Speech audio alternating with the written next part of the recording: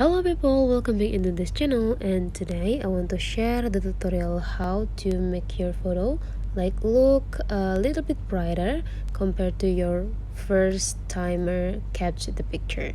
So the application we use today is a Picsart.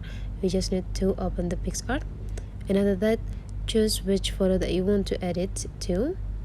Okay, let's say these pictures. Okay, so this picture is quite dark. We can add a little bit more light here so that it can be looks more brighter.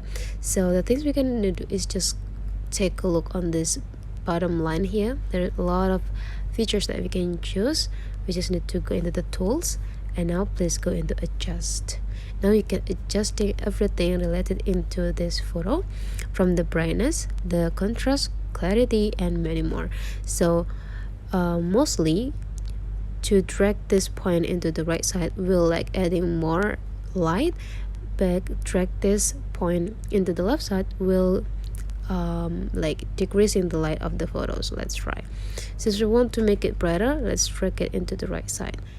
Okay, you can see the difference. This one is the original, and after we put more light, it looks brighter, but then it looks like a little bit pale.